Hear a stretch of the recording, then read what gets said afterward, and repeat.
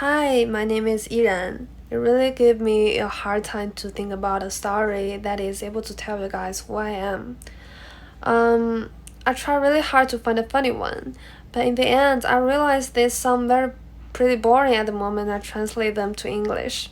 Since my first language is Mandarin, so I gave up thinking about stories that happened back in China.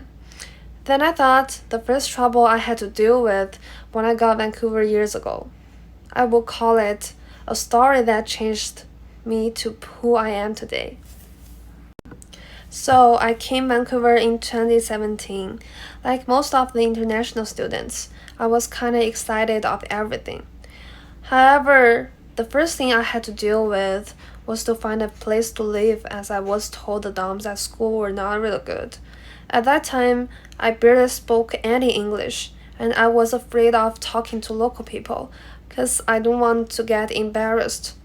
So I found an agency to help me to find an apartment.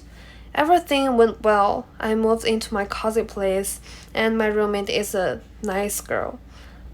Anyway, I was happy. Then my roommate graduated and she decided to move back into China. So I started to live by myself, but it didn't last for too long. Because one day my agency brought a guy to see the apartment without giving me any early notice. And not after long after that, that guy moved in. And I told my agency that I can't live with a random guy. So I decided to move out and ask it for my deposit. However, the agency told me that I broke the contract since I'm moving out early, so that I wouldn't get my deposit back. Yes, he played dirty. As I mentioned earlier, I barely spoke any English, and I didn't have many friends to ask for suggestions. So things like using laws to defend myself did not even come into my mind. In the end, I left my cozy apartment and lost all my deposit.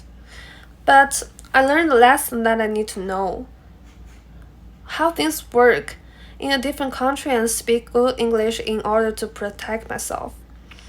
Even though that lesson cost me $1,000, I kind of felt it worth that money because I started to talk to other people in English since that happened.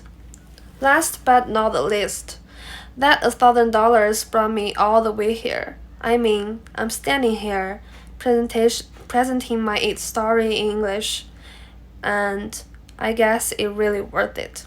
Thank you.